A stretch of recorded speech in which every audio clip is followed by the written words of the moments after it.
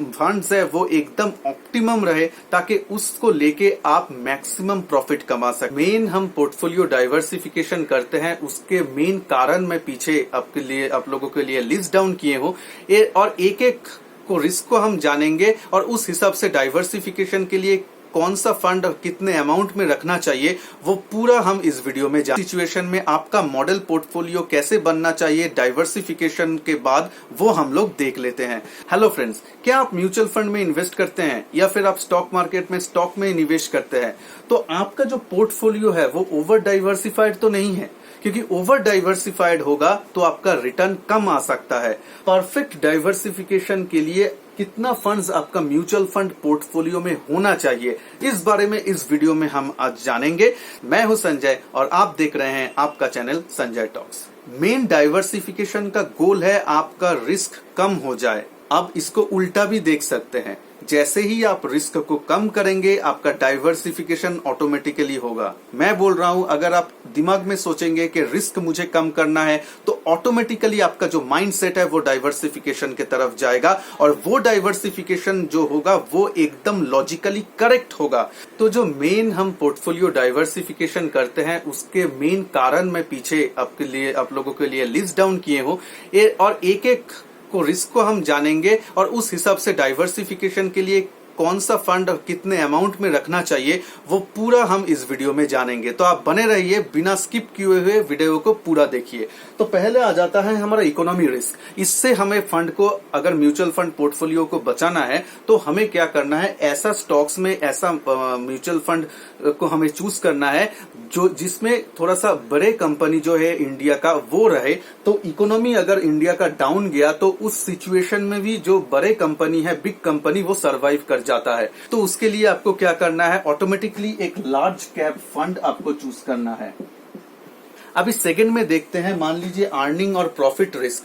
आपका mutual fund अगर ऐसा कुछ कंपनी को होल्ड करता है जिन लोगों को प्रॉफिट रिस्क हो सकता है, जिन लोगों का ऑर्डर नहीं बढ़ रहा है, तो वो सब कंपनी ले सकता है, हिट अर्निंग या प्रॉफिट रिस्क के अंदर आ जाता है, और तब आपका म्यूचुअल फंड जो है अच्छा परफॉर्म नहीं करेंगे।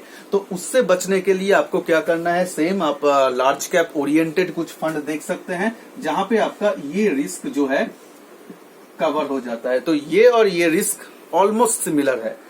अब आ जाते हैं हमारा थर्ड और ग्रोथ रिस्क के बारे में। आपका म्यूचुअल फंड अगर सिर्फ और सिर्फ लार्ज कैप में डील करता है तो शायद आप जो ग्रोथ स्टोरी है इंडिया का वो आप मिस कर सकते हैं, क्योंकि इंडिया एक इमर्जिंग मार्केट है जहां पे बहुत सारा कंपनी है जो ग्रोथ फेज में है। जो मिड कैप स्टॉक्स है, स्मॉल कैप स्टॉक्स है, वो लोग ग्रोथ फेज में रहता है। तो अगर आप पूरी की पूरा आपका फंड जो है इसमें कंसंट्रेट करके रखेंगे लार्ज कैप में, तो आप ग्रोथ स्टोरी को मिस करेंगे। तो यहाँ पे ग्रोथ स्टोरी के लिए आपको एक मिड कैप फंड या स्मॉल कैप फंड चूज करना है। आगे जाके मैं वीडियो में बताऊंगा कि नंबर ऑफ स्टॉक्स क्या होगा। मॉडल पोर्टफोलियो आप लोगों के साथ शेयर करूंगा कि एक मॉडल पोर्टफोलियो में कितना स्टॉक्स रहना चाहिए और कौन सा कैटेगरी में स्टॉक्स रहना चाहिए। पूरा इस वीडियो को आप जरूर देखिए, पूरा डिटेल्स आपको बताया जाएगा आगे। तो यहाँ पे हम एक मिड कैप स्टॉक्स ले सकते हैं, मिड कैप फंड, या फिर हम ले सकते हैं एक स्मॉल कैप फंड, कुछ भी आप ले सकते हैं।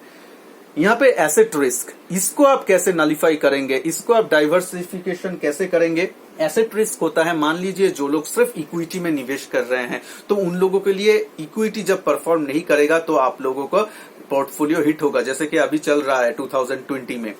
तो आप लोगों के लिए क्या करना है, एसेट रिस्क को नलिफाई करने के लिए आप लोगों को जो है पर्टिकुलर जो आपका म्यूचुअल फंड पोर्टफोलियो है उसमें इक्विटी रहना चाहिए, आपका डेब्ट फंड रहना चाहिए, और अगर आपके पास इससे भी थोड़ा सा ज्यादा पैसा है तो आप गोल्ड फंड में भी इन्वेस्ट कर सकते हैं। तो यहाँ पे एसेट रिस्क के लिए आप क्या कर सकते हैं, आप इक्विटी, डेब्ट या गोल्ड, ये सब फंड आप देख सकते हैं। डिफरेंट टाइप्स का फंड आप चूज कर सकते हैं, वहां पे डिफरेंट एसेट क्लास आपको मिल जाएगा। तो ये भी एक प्रॉपर डाइवर्सिफिकेशन हो गया। डाइवर्सिफिकेशन क्यों किया हमने, क्योंकि हमें एसेट रिस्क को कम करना है। उसके बाद हम आ जाते हैं जो इम्पोर्टेंट एक चीज है जिसको हम कुछ टाइम इग्नोर कर देते हैं। बहुत सारा रिटेल इन्वेस्टर, मैं भी एक रिटेल इन्वेस्टर ही हूं, हम लोग इसको हम इग्नोर कर देते हैं। जियोग्राफी रिस्क, हम लोग इंडिया में है तो इंडिया का इकोनॉमी ही हमारा मेन फोकस में रहना चाहिए। लेकिन मान लीजिए जब कुछ कुछ साइकिल में, जैसे कि 3 मंथ या 6 मंथ में कुछ मंथ्स अगर इंडियन इकोनॉमी खराब है, लेकिन बाहर का मार्केट जो डेवलप्ड कंट्रीज है, यूएस, यूरोप, उसका मार्केट अगर अच्छा चल रहा है, तो हमें जियोग्राफिकली अगर हो सके तो हमारा जो पोर्टफोलियो है उसको डाइवर्सिफिकेशन करना चाहिए। उस हिसाब से अगर देखेंगे, ये अगर होता है तो हमें एक हमारा पोर्टफोलियो में एक फॉरेन फंड या इंटरनेशनल फंड रखना चाहिए। इंटरनेशनल फंड में भी रिस्क आता है, लेकिन उसमें कैसे आप निवेश कर सकते हैं, उसमें निवेश करने से पहले कौन कौन सा बात को आपको ध्यान में देना चाहिए, उसके लिए मैं पूरा एक वीडियो बनाया हूं। यहाँ पे वीडियो का लिंक भी हमारा डिस्क्रिप्शन बॉक्स में दिया गया है, आप उस वीडियो को जरूर देखें। तो यहाँ पे हम एक इंटरनेशनल फंड जो है उसको हम चूज कर सकते हैं। तो अभी नेक्स्ट आगे जाके हम देखेंगे कि ये जो हमारा पोर्टफोलियो का कैटेगरी हमने सिलेक्ट कर लिया, अभी हम एक मॉडल पोर्टफोलियो कैसे बनाएंगे और उसमें नंबर ऑफ स्टॉक्स कितना रखेंगे। आपका पोर्टफोलियो में डाइवर्सिफिकेशन या नंबर ऑफ स्टॉक्स कैसे रहेगा, कितना रहेगा और परसेंटेज एलोकेशन क्या होगा, ये बहुत सारा फैक्टर में डिपेंड करते हैं। जैसे कि आपका उम्र कितना है, आपका रिस्क लेने का क्षमता कैसा है, आपका इनकम कैसा है, आपका long term and short term goal कैसा है, ये बहुत सारा फैक्टर है जिसके ऊपर ये डिपेंड करता है। लेकिन हम यहाँ पे एक एग्जाम्पल लेके चलेंगे और आप ये एग्जाम्पल को अपने हिसाब से चेंज कर सकते हैं, या फिर कमेंट बॉक्स में आप कमेंट कर सकते हैं। आप लोगों का अगर स्पेसिफिक कुछ क्वेश्चन रहा तो मैं ट्राई करूंगा आंसर देने के लिए। तो यहाँ पे जो मैं एग्जाम्पल लिया हूं वो एग्जाम्पल आप लोगों को बहुत हेल्प करने वाला है। वो एग्जाम्पल को आप एक मॉडल रख के अपने रिस्क टॉलरेंस के हिसाब से, अपना गोल के हिसाब से, अपने एज के हिसाब से आप उसको मॉडिफाई कर सकते हैं।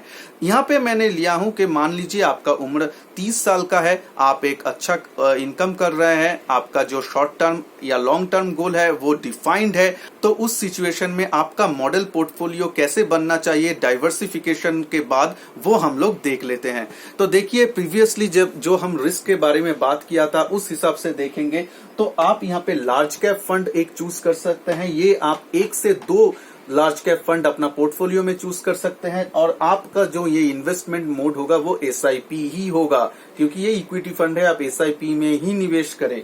और यहाँ पे देखिए 30% आपका जो पोर्टफोलियो है वो आप लार्ज कैप फंड में रख सकते हैं। अब आ जाता है मल्टी कैप फंड। आप आपका पोर्टफोलियो में एक मल्टी कैप फंड आप रख सकते हैं, उसका जो परसेंटेज एलोकेशन है वो आप 20% रखिए। नेक्स्ट एक मिड कैप फंड आप चूज कर लीजिए, उसका जो एलोकेशन है वो भी आप 20% रखिए। एक आप डेप्ट फंड ले लीजिए। डेप्ट फंड में बहुत सारा कैटेगरी होता है। डेप्ट फंड के बारे में अगर आपको जानना है कि कैसे निवेश करना है, डेप्ट फंड होता क्या है, उसके लिए मेरा एक वीडियो है, वो आप देख लीजिएगा, लिंक डिस्क्रिप्शन बॉक्स में दिया हुआ है। उसमें भी आप देख सकते हैं 20% अपना एलोकेट कर सकते हैं।